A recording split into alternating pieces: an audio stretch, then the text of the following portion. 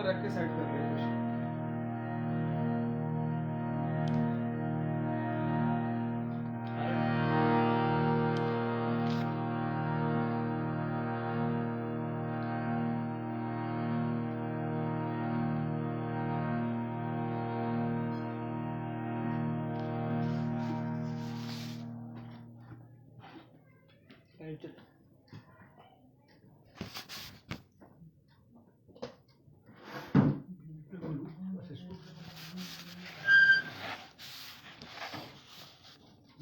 Lefty बजाएगा क्या?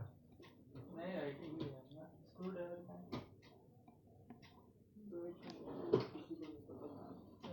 यार दोनों का दूर उसको दूर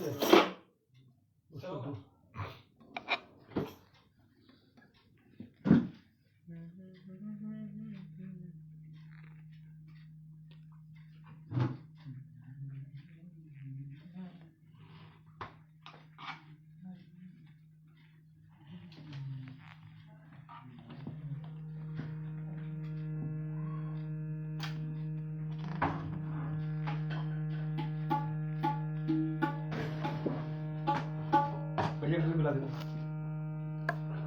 हाँ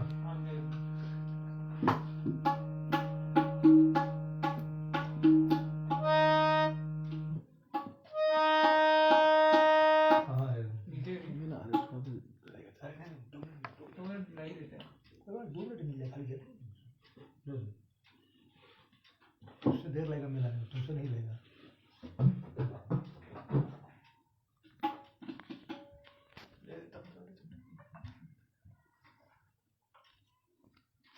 बहुत ज़्यादा होता है।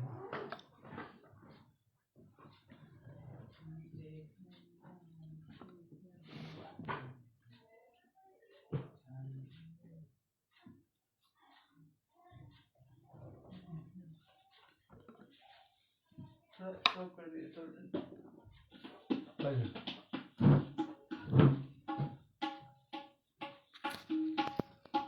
श्रीमद् भगवद गीता भी है, चिंता मत करो।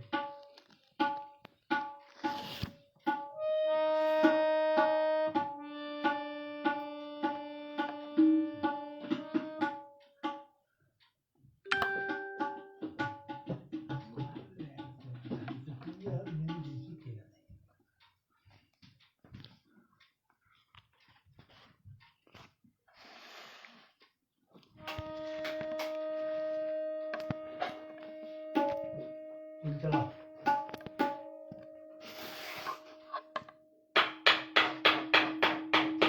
सामने इसके सामने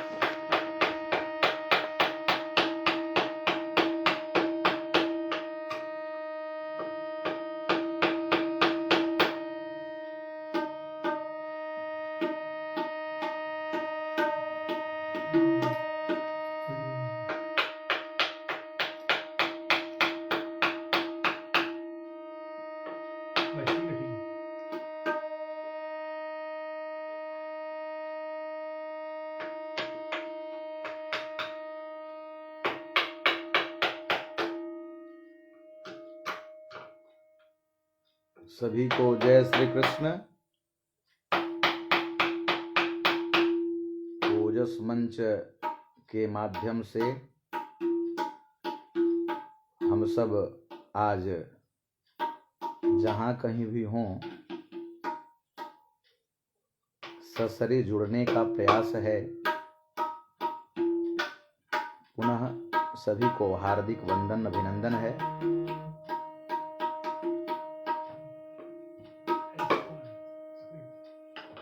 और आप सब के ही आशीर्वाद से हमें कुछ आज बोलने का मौका मिला। हम भी अपनी वाणी को आज पवित्र करके अपने आप को धन्य समझेंगे।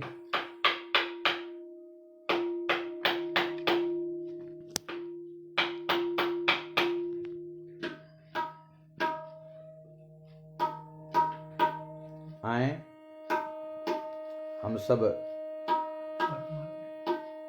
भगवत स्मरण करते हुए और आज भगवता प्रोक्ता बस बस बस बस जो भगवान श्री कृष्ण के द्वारा कही हुई गाई हुई गीता जी जो हैं, उन गीता जी की जयंती तो नहीं कह सकते, जन्मोत्सव कहें हम सब। और वही गीता जी के जन्मोत्सव पे हम सब आज मंगलमय सबका आज इस ओजस मागधी मंच के माध्यम से हम सबका एकत्रीकरण है। हरि ओम। श्री गणेशाय नमः। श्री अंबिकायै नमः। ध्येयं सदा परिभवग्नमभीष्टदोहम् तीर्थास्पदं शिवविरञ्चिनुतं शरण्यम् प्रत्यर्थिहं प्रणतपालभवाब्धिपोतम् वन्दे महापुरुष ते चरणारविन्दम्।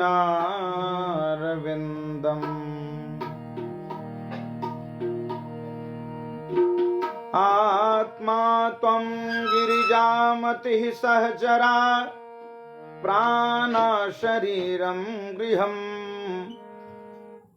पूजा ते विषयोपभोगरचना निद्रा समाधे स्थिति संचारः प्रदयो प्रदक्षिण विधि स्तोत्राणि सर्वां गिरौ यद्यत् कर्म करोमि तदखिलं शंभो तवाराधनम्।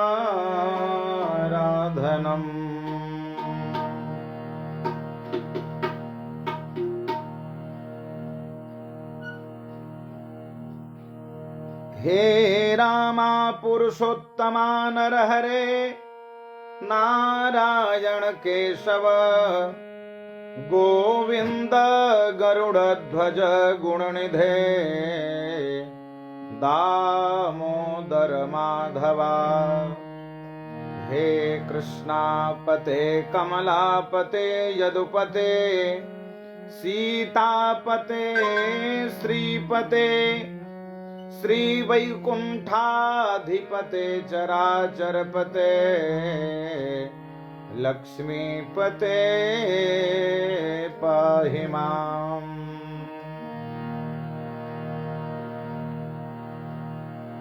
आपदामपहर्तारं दातारं सर्वसंपदाम्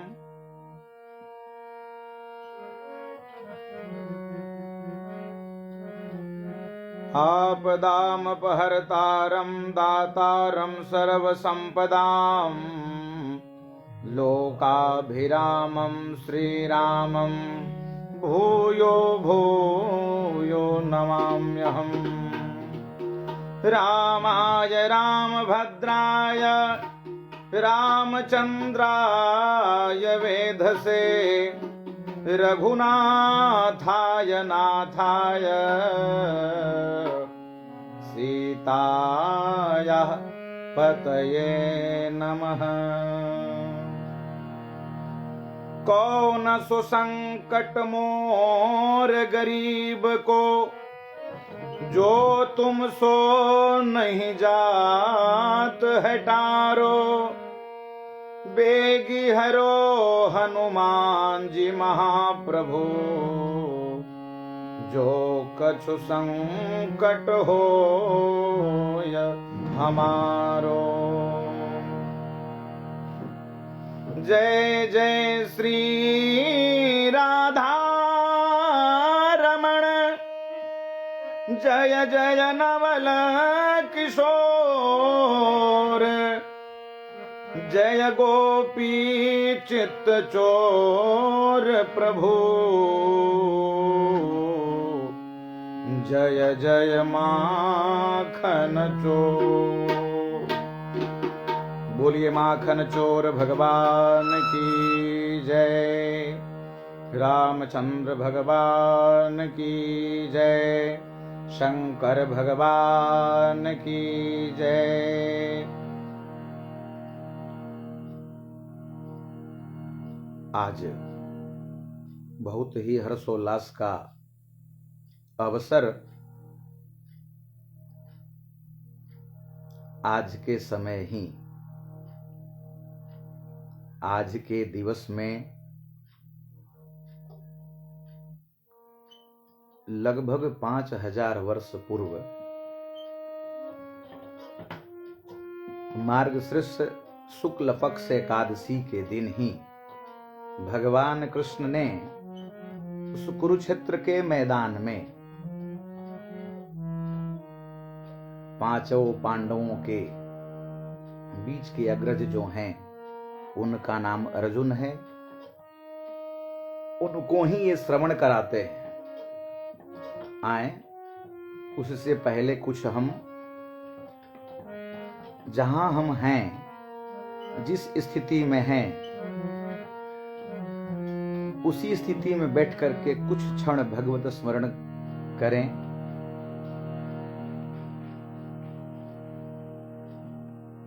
गोविंद हरे गोपाल हरे,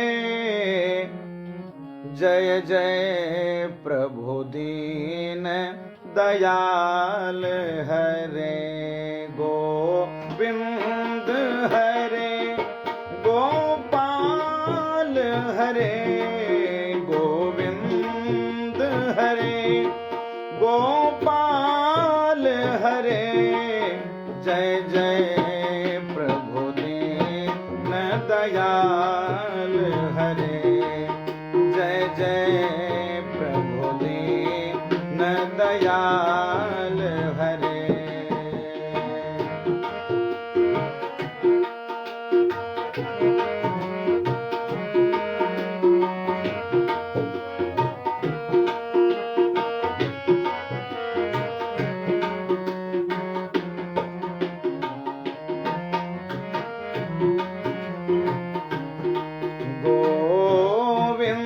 हरे गोपाल हरे, गोविंद हरे गोपाल हरे, जय जय प्रभु दीन दयाल हरे।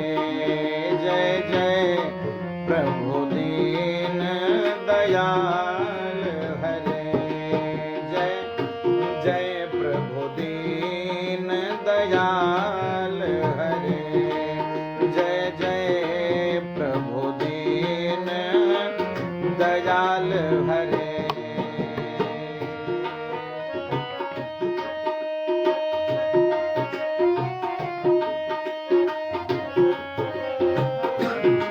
आप सब भी गुनगुनाएं। आप सब जहां जिस अवस्था में हैं, भगवत का नाम जरूर गुनगुनाएं और अपने गीता जी के इस शुभ जन्मोत्सव पे उनका हम सब धन्यवाद करें। हे गीता जी, आपके ही माध्यम से आज कुछ कहने का, कुछ सुनने का, कुछ गाने का, कुछ बोलने का मौका मिला, इसलिए आपको धन्यवाद है। हे गीता जी, बहुत बहुत धन्यवाद है आपका। और पुनः हम सब भगवत स्मरण। महादेव।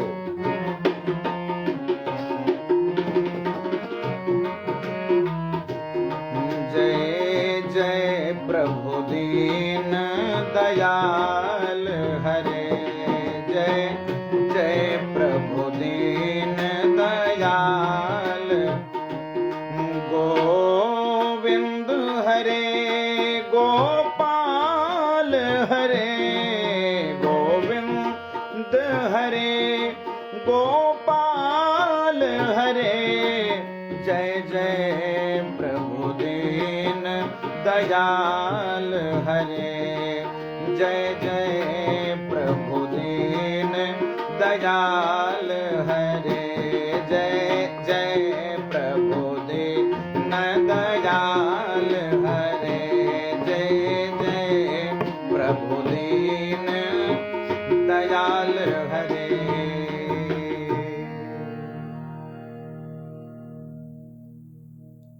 इस ओजस मागधे मंच के माध्यम से जुड़े हुए सभी रसिक भक्तजन एवं सभी पदाधिकारीगण के अंतःपटल में स्थित भगवान कृष्ण को मैं बार बार प्रणाम करता हूं। भाग्योदयेन बहुजन्म समर्जितेन सत्संगमं च लभते पुरुषो यदा वै। आज हम सब मिल करके सत्संग का अनुभव लें और उसमें भी डिजिटल सत्संग का अनुभव हम सब लें। और ये गीता जी के ही कृपा से संभव है।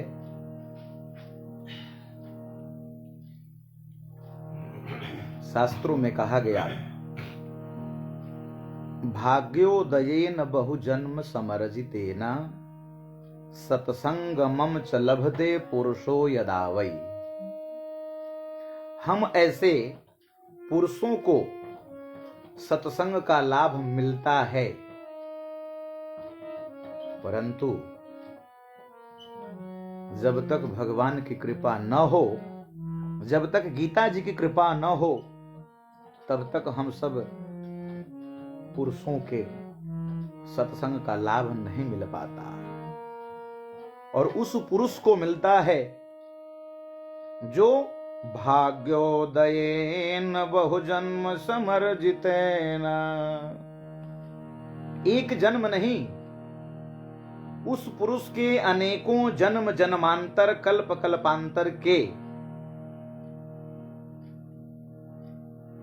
जो उनका पुण्य है वो संचित होकर, इकट्ठा होकर, एकत्र होकर के जब उदय होते हैं, तब क्या मिलता है?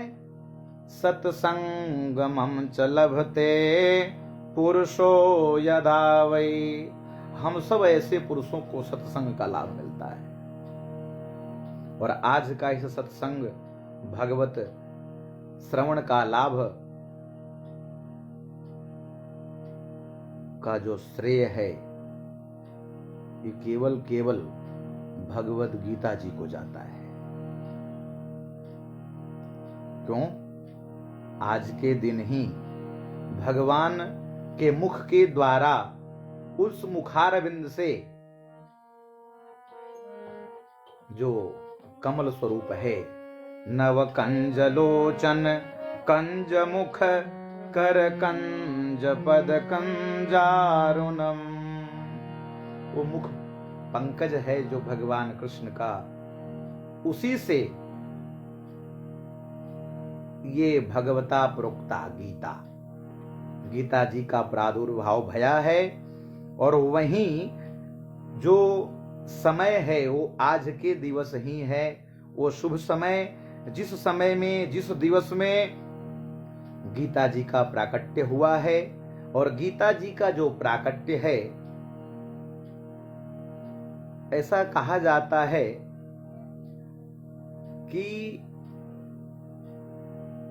श्री कृष्ण ने अर्जुन को छंद रूप में गाकर के उपदेश दिया, ऐसा विद्वानों का मत है।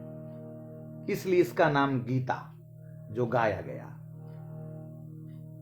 चूंकि उपदेश देने वाले स्वयं भगवान थे, अतः इस गीता शब्द से पहले भगवत नाम जुड़ा, इसलिए पूर्ण नाम इसका भगवत गीता पड़ा।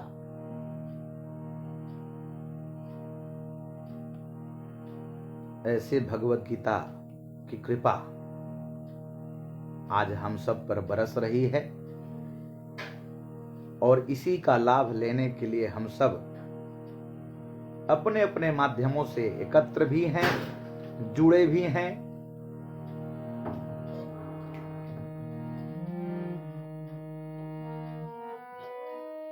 इन गीता जी में अनेकों विद्याओं का वर्णन है।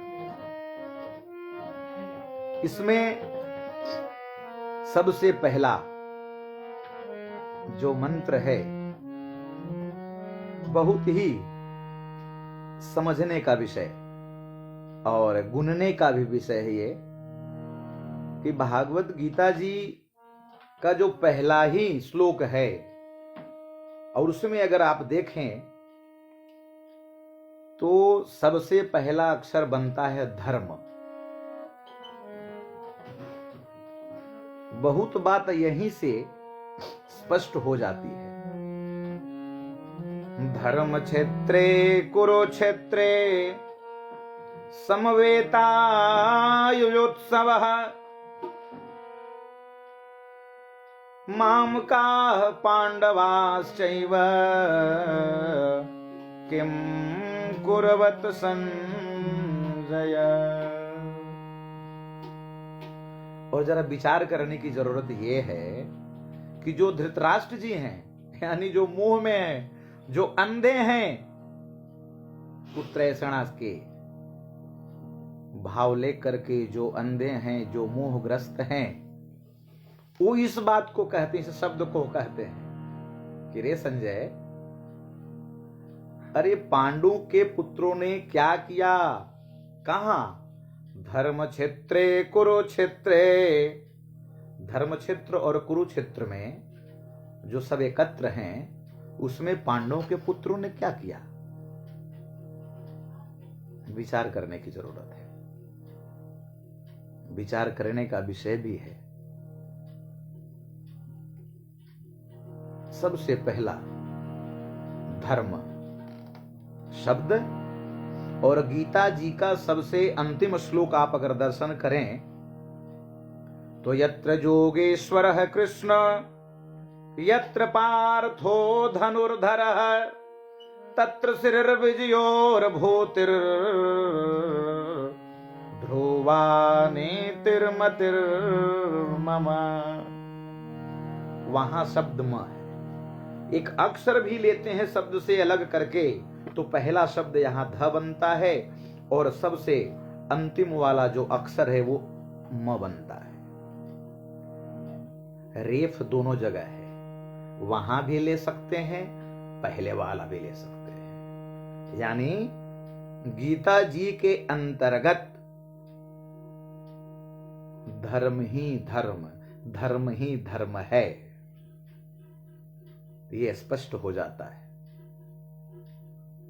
आप भी दर्शन करेंगे तो गीता जी का पहला श्लोक का पहला अक्षर और अंतिम श्लोक का अंतिम अक्षर अगर आप ध्यान से देखें, दर्शन करें, विचार करें तो उसमें आप पाएंगे कि दोनों अक्षर मिला करके धर्म शब्द बनता है।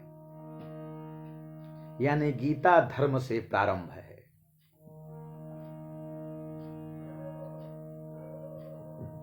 और इस गीता जी में दो, धर्म क्षेत्र और कुरुक्षेत्र, ये दो क्षेत्र का वर्णन है। अब समझने का विषय यह है कि धर्म क्षेत्र क्या है, कुरुक्षेत्र क्या है।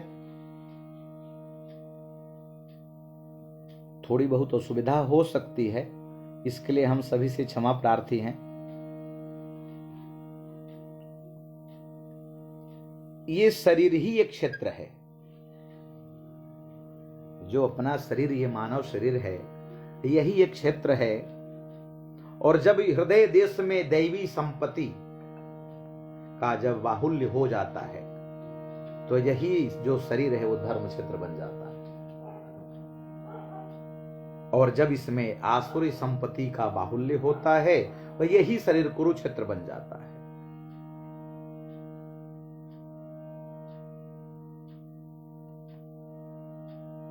और कुरु अर्थात करो, यह जो शब्द है वो आदेशात्मक है।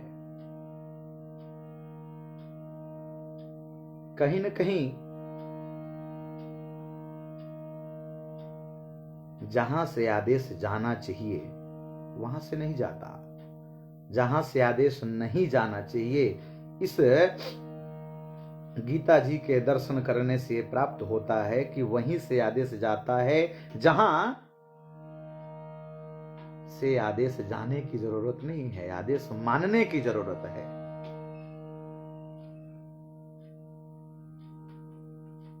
अब इसमें विचार करने की आवश्यकता है कि हम सब पुरुषों को, हम सब मनुष्यों को इस शरीर को कौन सा क्षेत्र बना के रखने की जरूरत है। हम सब धर्म क्षेत्र बना सकते हैं या कुरुक्षेत्र बना सकते हैं। इस धर्म क्षेत्र और कुरुक्षेत्र का विचार करने का अगर बात आ गई मन में, तो शायद आज गीता जी की जन्मोत्सव सफल मानी जाए। हम सबको आज यही विचार करना है, जब तक हम सब यहां बने हैं तब तक, कि धर्म क्षेत्र इस शरीर को बनाना है या इस शरीर को कुरुक्षेत्र बनाना है। धर्म क्षेत्र कब बनेगा? जब अपने हृदय रूपी देश में दैवी संपत्ति का बाहुल्य होगा। और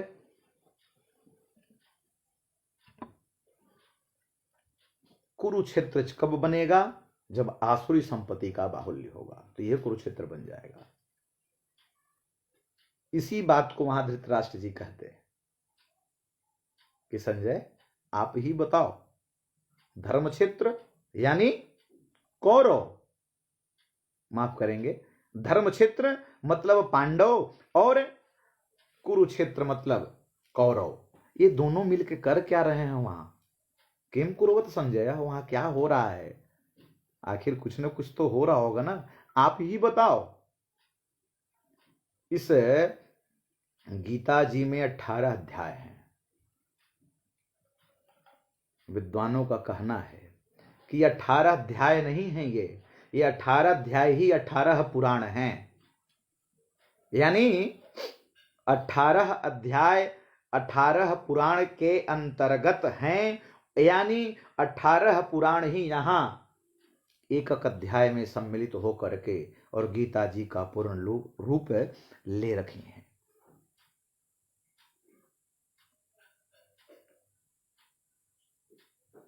जबकि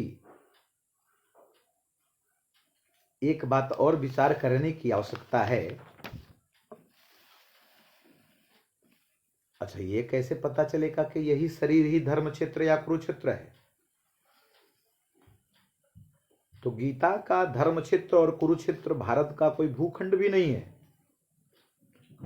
ये भगवान ही कहते हैं कि इदम शरीरम कौन्तेय क्षेत्रम इत्यभिधीयते, यह शरीर ही क्षेत्र है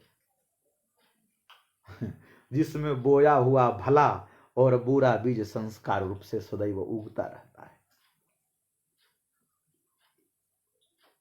और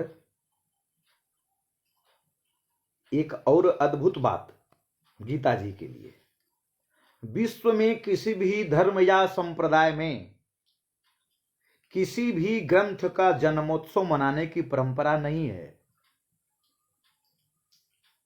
ऐसा है, किसी भी धर्म के ग्रंथ में जन्मोत्सव मनाने की परंपरा नहीं चल रही है और न होती है, क्योंकि अन्य ग्रंथ जो हैं किसी मनुष्य के द्वारा ही लिखे या संकलित किए गए हैं, जबकि गीता जी का जन्म या स्वयं पद्मनाभस्य मुख पद्माद्विने श्रिता। गीता जी का प्राकट्य तो स्वयं भगवान के मुख से ही हुआ जी। भगवान अपने श्रीमुख से भागवत गीता जी को प्रकट किया है। गीता जी की उत्पत्ति कुरुक्षेत्र के मैदान में आज ही के दिन हुई है। हमारी गीता जी कोई छोटी मोटी ग्रंथ नहीं है, ये सार्वभौम ग्रंथ हैं। यह किसी काल, धर्म, संप्रदाय या जाति विशेष के लिए नहीं, बल्कि संपूर्ण मानव जाति के लिए है। गीता जी निष्काम कर्म करने की शिक्षा देती हैं। कर्म करने की शिक्षा देती हैं। हमारा कोई भी धर्म ग्रंथ ऐसा नहीं है जो ये न कहे कि कर्म न करो।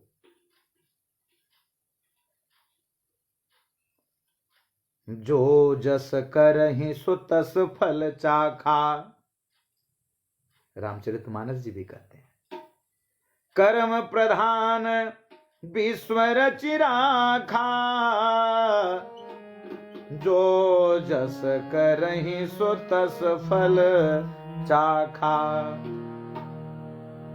रामचरितमानस जी जो तुलसीदास जी की लेखनी से लिखी हुई है, वो भी अद्भुत ग्रंथ है।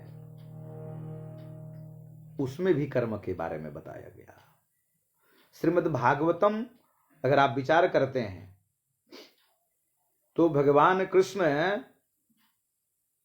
अपने गोप सखाओं के साथ साथ अपने नंद बाबा की उसी सभा में पहुंचते हैं जिस सभा में सभी कोई इंद्र पूजन का बैठक कर रहा है।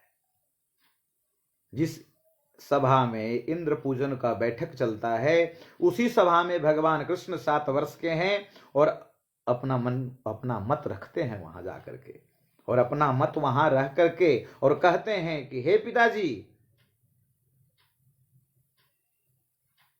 क्या कहना है। वहां भी कर्म की बात कहते हैं भगवान कृष्ण, बाल कृष्ण। कर्मणा जायते जंतु कर्मणैव विलीयते। सुखम दुखम भयम क्षेमम कर्मणा वभिपद्यते। कर्म की आवश्यकता हर समय हर जगह। और गीता जी को तो ये जो श्लोक है वो हर कोई जानता होगा। कर्मण्येवाधिकारस्ते मा फलेषु कदाचन। सबको पता है। इसका मतलब यही है, कर्म करते रहो, फल देंगे भगवान। यही है गीता का ज्ञान। निष्काम कर्म करने की शिक्षा गीता जी देती है। और आज के दिवस में जो मनुष्य भगवत गीता के श्लोकों का वाचन कर लेता है, उस मनुष्य के पूर्व जन्म के जितने जो दोष हैं तत्काल नष्ट हो जाता है। और परमात्मा तो दयालु हैं ही, करुणा निधान है ही, जो करुणा करने वाला है। और ये परमात्मा का एक विशेषण अकारण करुणा वरुणालय, अहेतु की बिना हेतु की कृपा करने वाला, ऐसा कृपालु है। कैसा कृपालु परमात्मा? तू दयालु दीन हम, तू दानी हम भिखारी। तू दयालु दीन हम, तू दानी भिखारी तू दयालु दीन हम। परमात्मा दयालु है और हम सब उस परमात्मा से, उस दयालु परमात्मा से एक ही प्रार्थना कर सकते हैं कि हे कृपालु, हे दयालु, तू दयालु दीन हो, हम दानी, हम भिखारी, आप दानी। कैसे? तू हे परमात्मा, तू दयालु दीन हम, तू दयालु दीन हम, तू दानी हम भिखारी, तू दयालु दीन हम, तू दानी हम भिखारी। हम प्रसिद्ध पात की तो हम प्रसिद्ध पात की तो पाप पुंजहारी। हम प्रसिद्ध पात की तो पाप पुंजहारी। तू दयालु दीन हम, तू दानी हम भिखारी, तू दयालु दीन हम, तू दानी हम भिखारी, तू दयालु दीन हम, तू दानी हम भिखारी, तू दयालु दीन हम, तू दयालु दीन हम। परमात्मा दयालु है।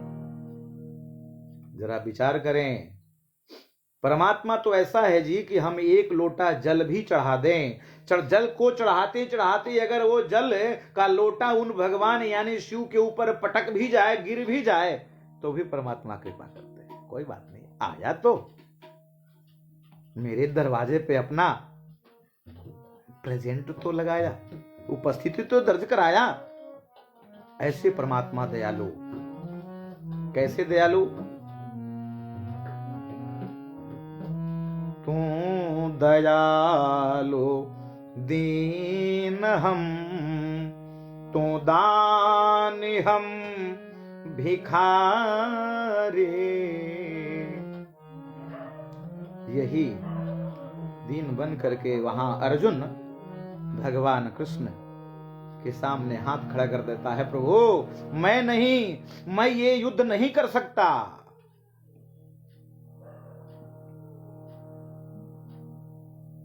मैं युद्ध नहीं कर सकता। जरा विचार करें,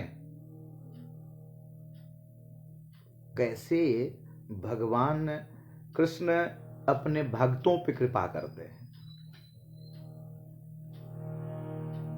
ठीक वहीं पे एक प्रण भगवान कृष्ण का भी है। भगवान कृष्ण का एक प्रण है कि मैं शस्त्र नहीं उठाऊंगा। भगवान कैसे कृपालु हैं, हम सब जरा विचार करें। भगवान ने प्रण कर लिया कि हम सब शस्त्र नहीं उठाएंगे, हम नहीं शस्त्र उठा सकते इस महाभारत युद्ध में। लेकिन एक भक्त और है जो पितामह जी हैं, भीष्म दादा। उन्होंने ये प्रण कर लिया कि मैं प्रण लेता हूं कि भगवान कृष्ण को शस्त्र उठवा के ही छोड़ूंगा। देखिए भक्त और भगवान का कैसा कैसा प्रण है।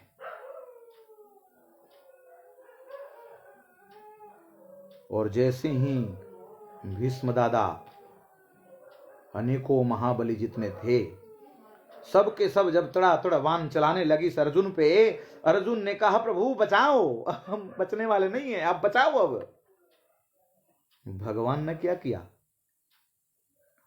अपना प्रण को ध्यान ही नहीं दिया कि हमने क्या प्रण किया।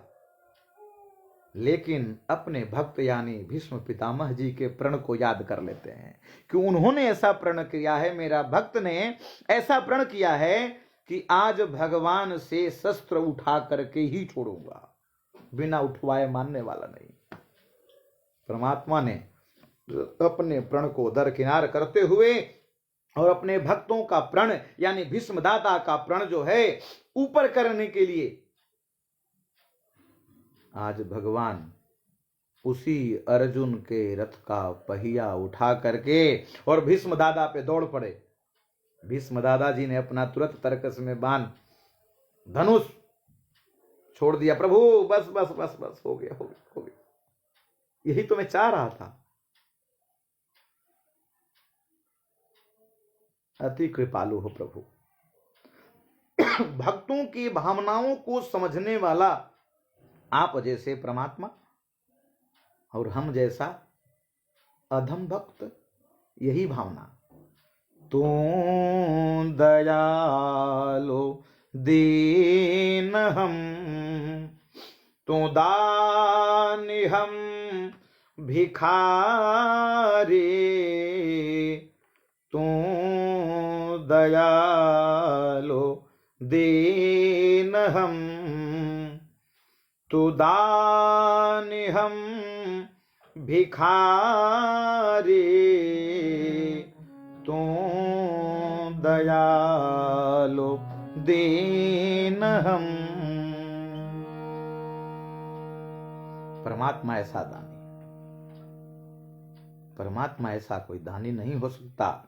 भागवत जी का एक टीका है, डोंगरे जी का भागवत रहस्य, उसमें उन्होंने एक लाइन लिखा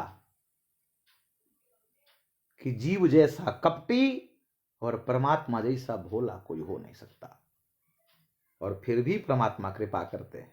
आया तो सही, नाम लिया तो सही।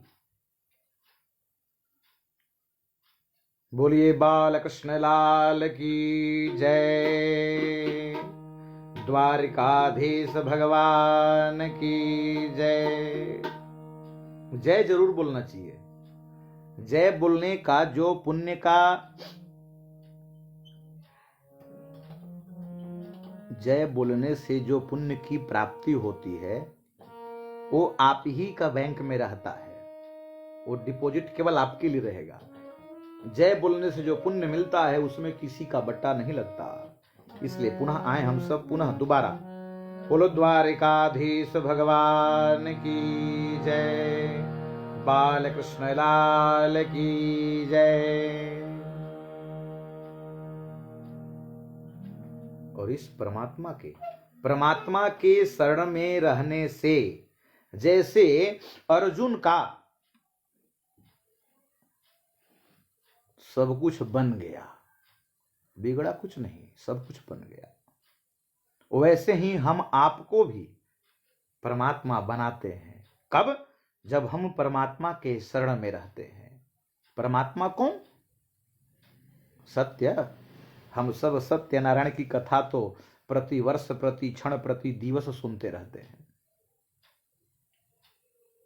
तो वही सत्य जो नारायण है, वही नारायण जो सत्य है। यही सत्यनारायण की बात तो हर समय है, हर जगह है। सत्यम परम धीमहि, उस सत्य के शरण में जाने से उसी काशीपुर के रहने वाला ब्राह्मण, कौन?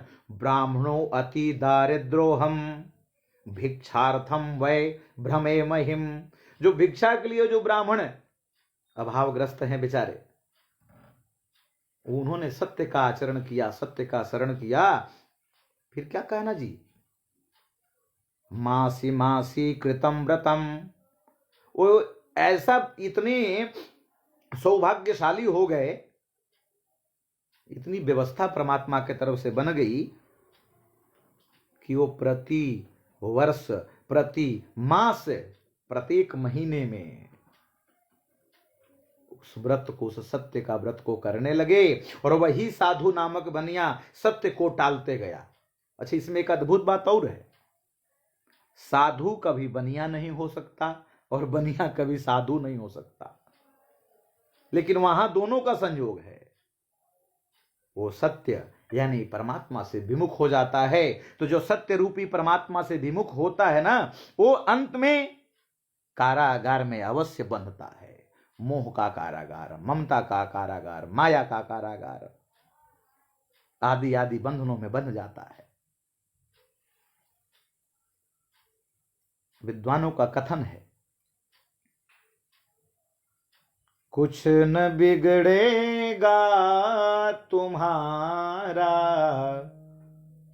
प्रभु शरण जाने के बाद, कुछ न बिगड़ेगा तुम्हारा प्रभु शरण जाने के बाद, हर खुशी मिल जाएगी चरणों में झुक जाने के बाद, हर खुशी मिल जाएगी चरणों में झुक जाने के बाद, कुछ न बिगड़ेगा तुम्हारा प्रभु शरण आने के बाद, हर खुशी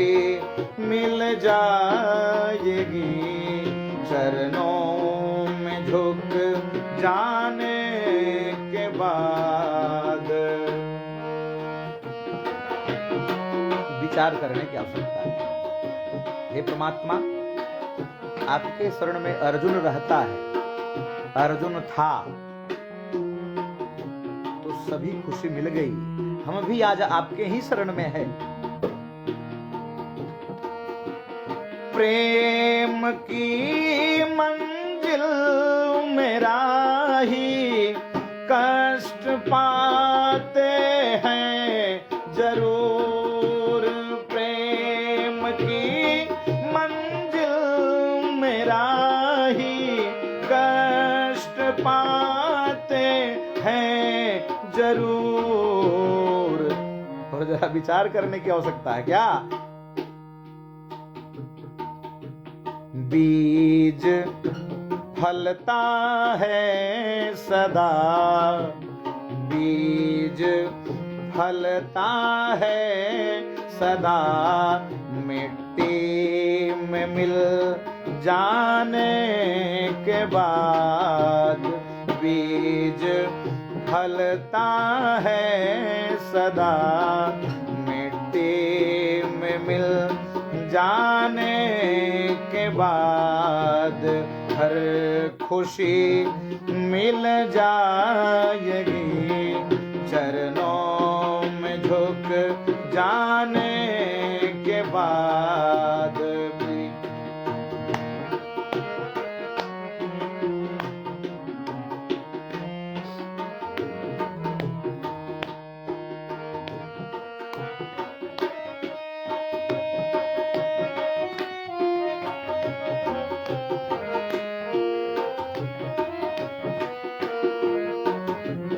जरा विचार करने की आवश्यकता है। ऐसा क्यों? क्योंकि गीता जी प्रति वर्ष, प्रति क्षण, प्रति दिन जगाते हैं। हमारे जो धर्म ग्रंथ हैं प्रति क्षण, प्रति दिवस जगाते हैं। भैया जागो, जागो, जो आप करने आए हो प्रभु वो करो आप। जरा विचार करने की आवश्यकता है कि हमारे धर्म ग्रंथ प्रतिदिन, प्रति क्षण, प्रति वर्ष जगाते हैं, लेकिन हम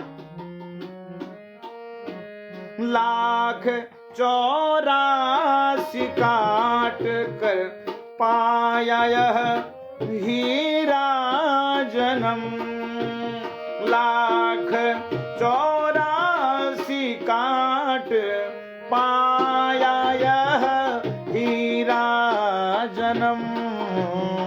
और देखिए संतों का कहना, खो दिया है कौड़ी बदले, खो दिया है कौड़ी बदले, हीरा पा जाने के बाद, खो दिया है कौड़ी बदले, हीरा पा जाने के बाद, हर खुशी मिल जाएगी चरणों में झुक जाने के बाद, हर खुशी मिल जाएगी चरणों में झुक जाने के बाद। संतों का, भक्तों का अंत में एक भाव कहने का है, अरे भैया सोए हुए अर्जुन की तरह सो मत, अर्जुन की तरह सो मत, सो मत। आप एक सजग श्रोता, सजग भक्त की तरह जगे रहो बराबर। जाग कर इंसान तू नाम ले श्री कृष्ण का, जाग कर इंसान तू नाम ले श्री कृष्ण का। बार बार संत महंत भगवंत के रूप में जो भी आते हैं बार बार कहते हैं, जाग कर इंसान तू नाम ले श्री कृष्ण का। क्यों? क्यों? क्योंकि फिर जगाएगा न कोई, फिर जगाएगा न कोई, ये दम निकल जाने के बाद, फिर जगाएगा न कोई, दम निकल जाने के बाद, कुछ न बिगड़ेगा तेरा, प्रभु शरण आने के बाद, हर खुशी मिल जाएगी चरणों में झुक जाने के बाद।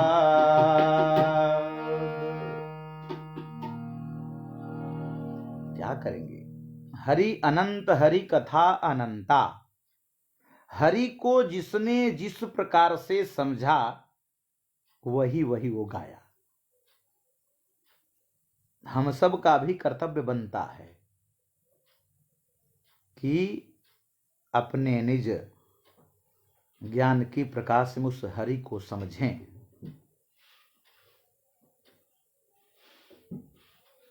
भगवान कृष्ण आज के दिन ही अर्जुन को गीता श्रवण कराकर के मानो भगवत गीता का प्राकट्योत्सव महोत्सव प्राकट्य करने का जो उत्सव है वो मनाने की हम लोगों को कुछ न कुछ सीख दिया।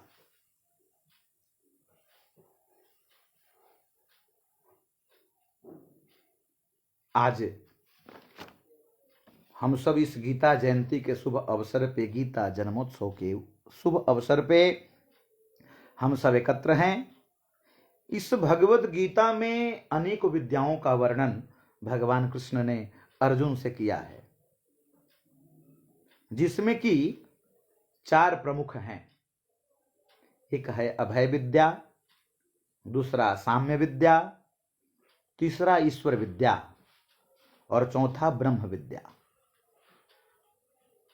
अभय विद्या से ऐसा माना गया कि अभय विद्या से मृत्यु के भय दूर हो जाता है।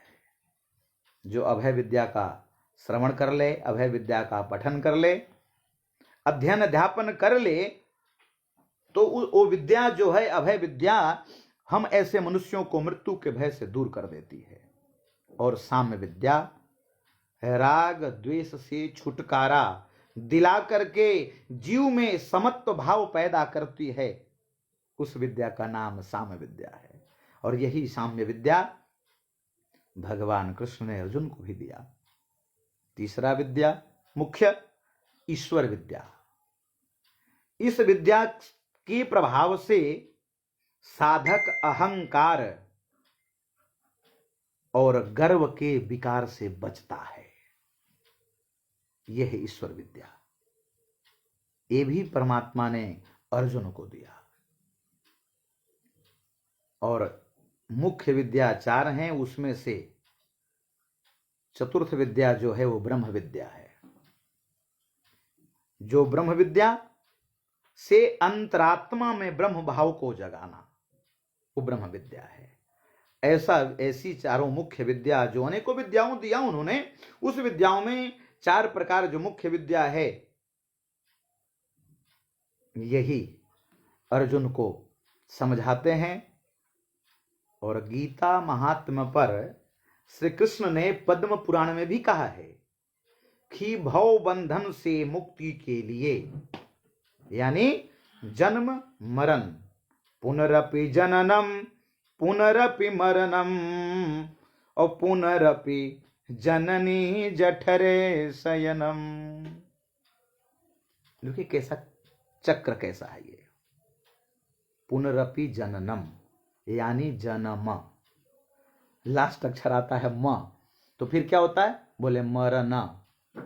लो, जन्म मरण, लास्ट में फिर अक्षर आया ना। न मीन्स नरक, नरक, जन्म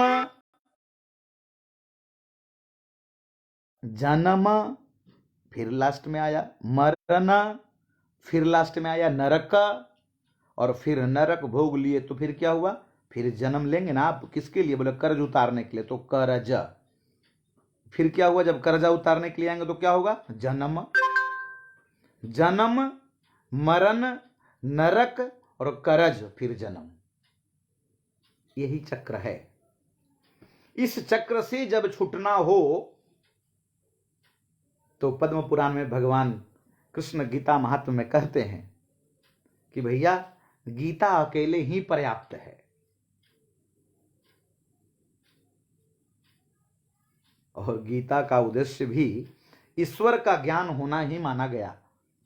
गीता जी अपना उद्देश्य यही कहते हैं कि भैया हमारे उद्देश्य यही है कि आप परमात्मा का ज्ञान भली भांति प्राप्त कर लो। और जब परमात्मा का ज्ञान आप प्राप्त कर लो, परमात्मा क्या है, कैसे है, क्या करता है, तो निसंदेह ही आप फिर सोहम हो जाओगे।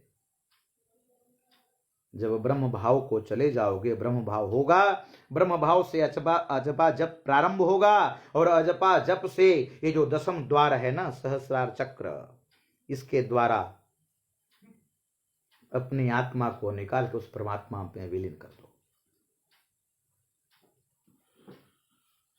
और ये भगवान कृष्ण का दरबार है।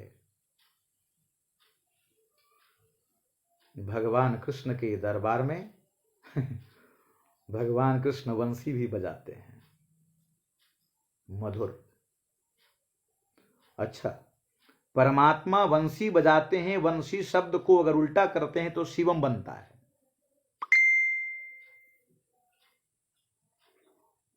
और ये वंशी जो परमात्मा बजाते हैं सबका दुख दर्द मिटा देते हैं। जरा विचार करने की आवश्यकता है। और इस दरबार में, भगवान कृष्ण के दरबार में जो जाता है ना, उसके दुख दर्द सब मिट जाते हैं, रहता नहीं कुछ भी।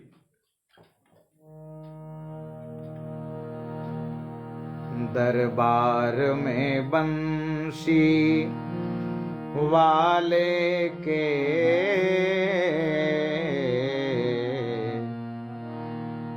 दरबार में बंशी वाले के दुख दर्द मिटाए जाते हैं पर बार में बंशी वाले के दुख दर्द मिटाए जाते हैं दुनिया के सताए लोग यहाँ दुनिया के सताए लोग यहाँ सीने से लगाए जाते हैं दुनिया के सताए लोग यहाँ सीने से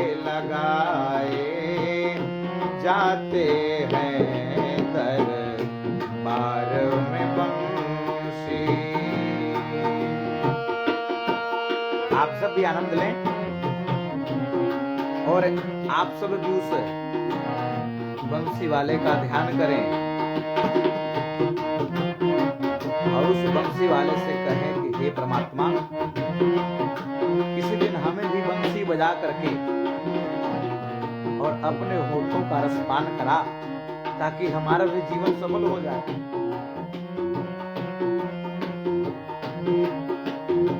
और उससे कहें, उस बंसी वाले से कहें, यह महफिल है दीवानों की, यह महफिल है दीवानों की, हर भक्त यहाँ पर मत वाला, यह भक्त यहाँ पर मत वाला।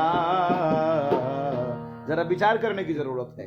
यह महफिल है दीवानों की, यानी ओजस मागधी मंच, और हर भक्त यहाँ पर मत वाला। आदरणीय हिरम जी, प्रमोद जी, अजय जी, अनिल जी, वकील साहब,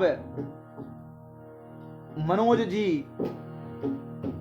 और जितने जी हैं, आप सब, हर भक्त यहाँ पर मत वाला, हर भक्त यहाँ पर मत वाला। और भर भर के प्याले यहाँ पर इस कृष्ण के दरबार में सभी को भर भर के प्याले अमृत के यहाँ सबको पिलाए जाते हैं जहाँ आने दिलाने सीने से दुनिया के सताए लोग यहाँ सीने से लगाए जाते हैं दरबार में बंसी वाले के दुख दर्द मिटाए जाते हैं। और जरा विचार करने की जरूरत है। संत लोग कहते हैं, विद्वानों का कथन है कि ओजस मागधी मंच के तरह अनेकों ऐसे स्थान हैं जहां की नित्य प्रति कथा प्रवाह चल रही है, धाराएं बह रही हैं, हमें उसमें गोता लगाने की आवश्यकता है, लेकिन समझने की आवश्यकता, जिन भक्तों पर है जग वालों, जिन भक्तों पर है जग वालों, हो जाए कृपा इस ईश्वर की, हो जाए कृपा इस ईश्वर की। जिन पर ईश्वर की कृपा होती है, भगवान कृष्ण की कृपा बरसती है, उन्हीं को संदेशा जाता है, उन्हीं को ये सत्संग का उन्हीं को संदेशा जाता है, दरबार बुलाए जाते हैं। उन्हीं को संदेशा जाता है, दरबार बुलाए जाते हैं। दुनिया के सताए लोग यहाँ सीने से लगाए जाते हैं। दुनिया के सताए लोग यहाँ सीने से लगाए जाते हैं। एक और विचार करने की आवश्यकता है। फिर भक्त लास्ट में अंत में कहते हैं, सुनो भाई, सर रख कर तली पर आ जाओ, सर रख कर तली पर आ जाओ, हंस रत हो उन्हें कुछ पाने की। भैया हम सबसे निवेदन करते हैं, आप सबको भी अगर ओजस मागधे मंच से कुछ चाहिए, आशीर्वाद, प्रेम, स्नेह आदि आदि जो भी आप पाने की इच्छा करते हो,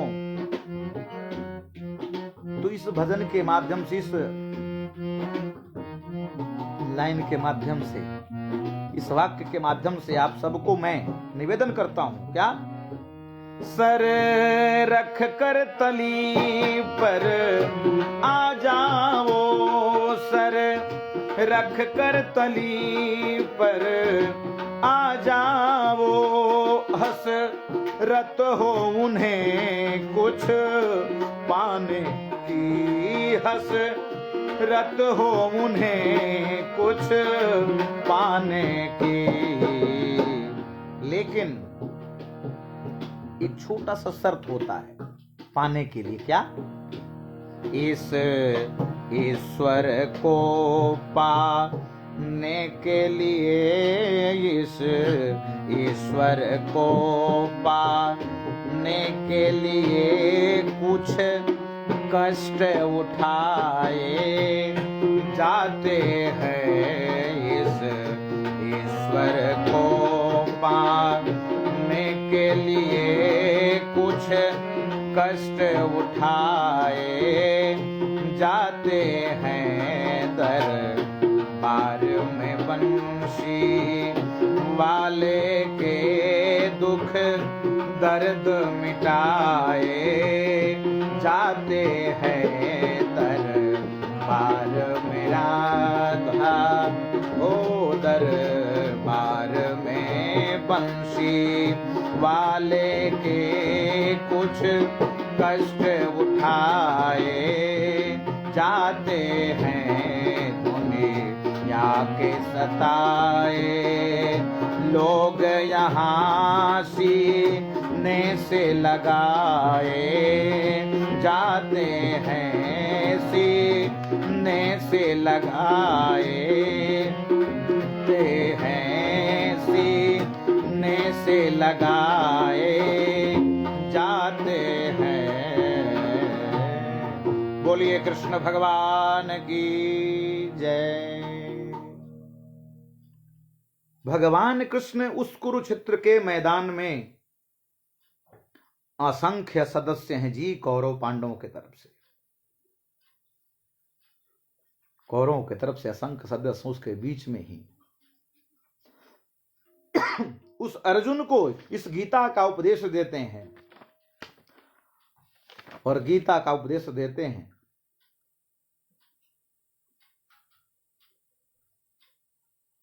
समझने की आवश्यकता है। भगवान श्री कृष्ण की आप सबसे निवेदन किया, गीता यानी विद्वानों का कथन है कि श्री कृष्ण ने अर्जुन को छंद रूप में गा करके उपदेश दिया, इसलिए गीता।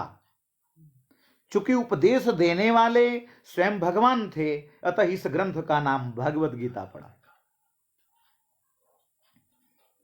लेकिन जो भगवान श्री कृष्ण हैं कैसे हैं, तो भागवत जी कहती हैं, उसका उत्तर भागवत जी देती हैं। सच्चिदानंद रूपाय विश्वोत्पत्त्यादि हेतवे तापत्रय विनाशाय श्री कृष्णाय वयं नुमः। भगवान कृष्ण की कार्य पर परिभाषा कृपा करुणा जानना हो तो इस श्लोक का दर्शन करें। सच्चिदानंद रूपाय विश्वोत्पत्त्यादि हेतवे तापत्रय विनाशाय श्री कृष्णाय वयं नुमः। भगवान कैसे हैं, क्या स्वरूप है इनका, क्या रूप है, तो उत्तर आता है सच्चिदानंद रूपाय। भगवान का स्वरूप सच्चिदानंद है। कैसे हैं भगवान, सत्य भी हैं, चित्त भी हैं और आनंद भी हैं।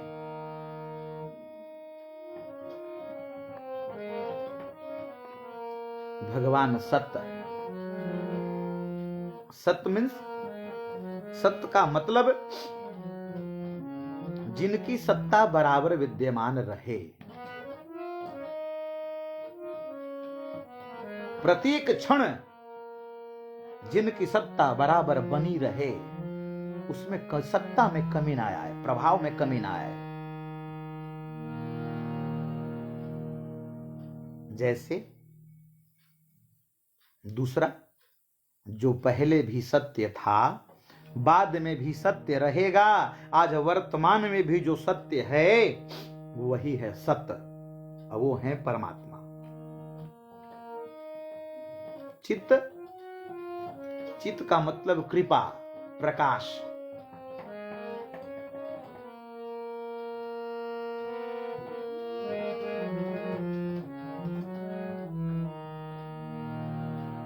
प्रभु जी मोरे अवगुण चित्त न धरो, समदर्शी है नाम तिहारो। कितना बढ़िया। परमात्मा कैसे हैं, समदर्शी। समदर्शी है नाम तिहारो, चाहो तो पार करो प्रभु जी मोरे अवगुण चित्त न धरो। उसी चित्त, चित्त मीन्स यहां चित्त शब्द का मतलब कृपा। हे प्रभु, अगर मैं कोई अवगुण किया हूं तो आप अपने चित्त यानी अपनी कृपा को कम मत करना। चित्त मीन्स कृपा, परमात्मा। और वो कृपा समदर्शी है नाम तिहारो। परमात्मा समदर्शी, समान रूप से सबके ऊपर कृपा करते हैं, और जो ऐसा करे वो परमात्मा। अब तीसरा शब्द आता है आनंद। परमात्मा आनंद स्वरूप हैं। परमात्मा आनंद स्वरूप हैं, और आनंद की परिभाषा मेरे मत अनुसार ये अनुभव का विषय है। आनंद को आप किसी से कह नहीं सकते, बता नहीं सकते। ये अनुभव का विषय है। आपको समझ है अंदर, लेकिन बताने की आपके पास शक्ति नहीं है, शब्द नहीं है, कैसे बता पाएंगे? ये आनंद है। जैसे किसी ने आपको गुड़ खाने के लिए दिया और आप गुड़ जब आपने खाया, गुड़ खाने के बाद किसी ने पूछा भैया गुड़ कैसा लगा, आप उत्तर देंगे भैया मीठा लगा। और वही पुनः प्रश्न करता है कि कैसा मीठा लगा। इसका कोई जवाब नहीं है। इसका एक ही जवाब है, भैया गुड़ खा के तुम ही देख लो। गुड़ खा के आप भी देख लो तो आपको पता चल जाएगा कि यह मीठा किस प्रकार का है, कैसा मीठा है। यानी अनुभव, आनंद अनुभव का विषय है। तो परमात्मा वो कृष्ण है, जो कृष्ण उस कुरुक्षेत्र में अर्जुन को उपदेश देते हो, उनका स्वरूप कैसा? बोले सच्चिदानंद रूपाय। कार्य क्या? बोलो विश्व उत्पत्ति आदि हेतवे। उत्पत्ति आदि यानी इसका मतलब है ये ब्रह्मा भी हैं, विष्णु भी हैं और महेश भी हैं। बाजी बात। उत्पत्ति आदि हेतवे परमात्मा का कार्य है। ये संसार को उत्पन्न भी करते हैं, सृष्टि को उत्पत्ति भी करते हैं, और सृष्टि को उत्पत्ति कराने के बाद पालन भी करते हैं, उसके बाद फिर बैलेंस भी बना देते हैं।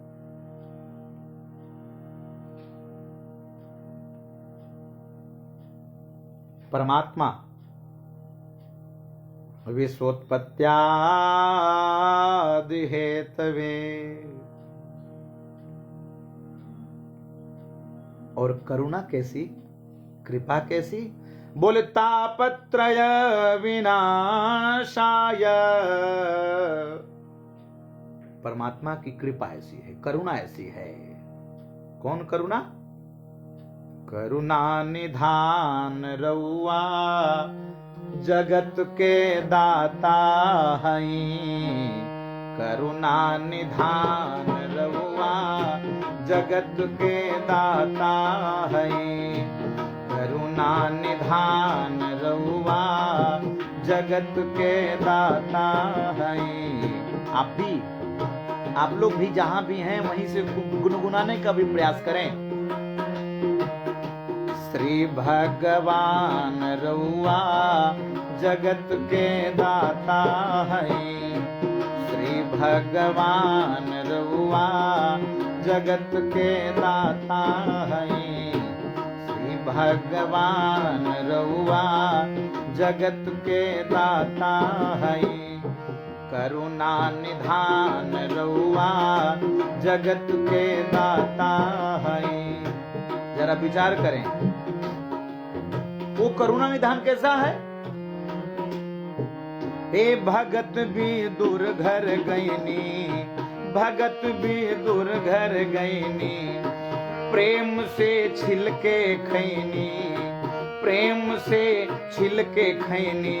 और आप करुणा कैसी आपकी? बोले छोड़ के पकवान रउआ जगत के दाता हैं। छोड़ के पकवान रउआ जगत के दाता हैं। करुणा निधान रउआ जगत के दाता हैं। करुणा निधान रउआ जगत के दाता हैं। श्री भगवान रउआ जगत के दाता हैं। करुणा निधान रउआ जगत के दाता हैं। ऐसी करुणा भगवान जो करुणा बरुणालय हैं, क्या करते हैं? कैसी करुणा करते हैं? तापत्रय विनाशाय। तीनों ताप, त्रिताप यानी दैहिक, दैविक, भौतिक तापा। इन तीनों ताप के नाश करने वाले, इन तीनों ताप से बचाने वाले भगवान कृष्ण। दैहिक बुखार लग जाना, जुकाम हो जाना, दैविक भूकंप आ जाना, सुनामी आ जाना, और भौतिक अपनी बनाए हुए संसाधन, जैसे गर्मी के समय में एसी का खराब हो जाना, ये भौतिक कष्ट है। इन तीनों कष्ट से निवृत्ति दिलाने के लिए, इन तीनों कष्टों को हटाने के लिए भगवान कृष्ण सदैव आपके पीछे पीछे तत्पर रहते हैं।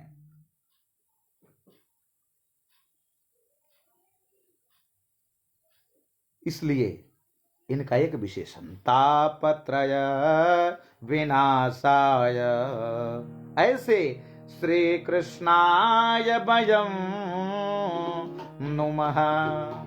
ऐसे भगवान कृष्ण, श्री कृष्ण को, खाली कृष्ण नहीं, केवल कृष्ण नहीं, श्री और कृष्ण दोनों को साथ साथ प्रणाम हम सब करते हैं। क्यों? कारण अकेले कृष्ण को प्रणाम नहीं करते। श्री कृष्ण को क्यों? क्योंकि जैसे परमात्मा एक हैं लेकिन सत्य चित्त आनंद तीन होते हैं, उसी प्रकार से इनकी स्वरूप शक्ति भी तीन भागों में परिणत हो जाती है। एक संबित शक्ति, एक संबित शक्ति, एक संधनी शक्ति और एक आह्लादनी शक्ति। ये तीन शक्तियों में परमात्मा की जो स्वरूप शक्ति है ये तीन भागों में परिणत हो जाती है। संधनी शक्ति और संबित शक्ति से परमात्मा एक दूसरे को जानते हैं, एक दूसरे को जनाते हैं, और आह्लादनी शक्ति से परमात्मा कृष्ण स्वयं आनंद को प्राप्त करते हैं। और वही आह्लादनी शक्ति का जो स्वरूप है वही हमारी राधिका जी हैं, और वही राधिका जी का जो यहां संकेत है वो श्री से है। यानी आप देखे होंगे कहीं भी मंदिर में भगवान कृष्ण अकेले नहीं हैं, राधिका और कृष्ण साथ साथ हैं। क्यों?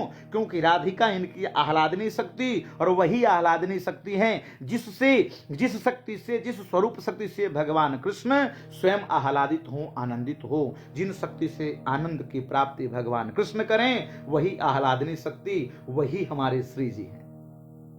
ऐसे श्री कृष्णाय वयं नुमः।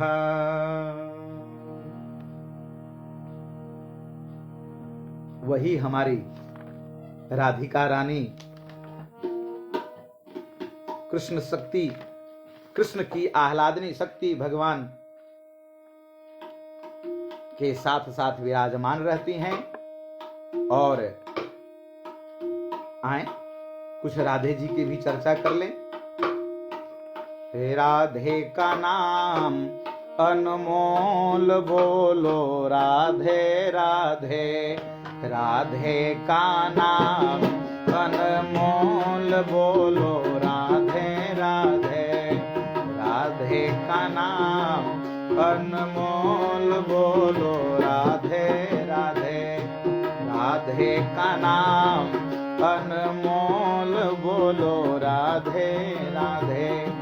ब्रह्मा जी बोले राधे, विष्णु जी बोले राधे, ब्रह्मा जी बोले राधे, विष्णु जी बोले राधे। शंकर के डमरू से आवाज आए राधे राधे, शंकर के डमरू से आवाज आए राधे राधे। राधे का नाम अनमोल बोलो राधे राधे, राधे का नाम अनमोल बोलो राधे राधे। गंगा भी बोले राधे, यमुना भी बोले राधे, गंगा भी बोले राधे, यमुना भी बोले राधे। सरजू के धारा से आवाज आए राधे राधे, सरजू के धारा से आवाज आए राधे राधे। बोलिए राधा रानी की, बाल कृष्ण लाल की, भक्त और भगवान की। पवन तनय संकट हरण, मंगल मूर्ति रूप, राम लखन सीता सहित हृदय बसहु सुरभो।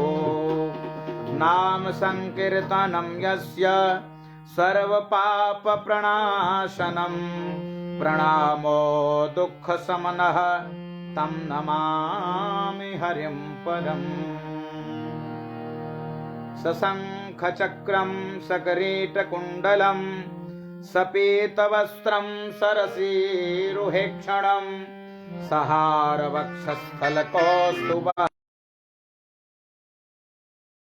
इसी भाव के साथ आज का सत्संग का सत्र, इसी भाव के साथ आज सत्संग का सत्र यहीं विराम लेता है। आप सभी आगंतुकों को, पदाधिकारियों को, भक्तों को बहुत बहुत धन्यवाद। और इसमें किसी भी प्रकार की कोई त्रुटि रह गई हो तो आप सब इस बालक को क्षमा करते हुए आप सबसे आशीर्वाद की कामना है। सभी को जय श्री राधे, जय श्री कृष्ण।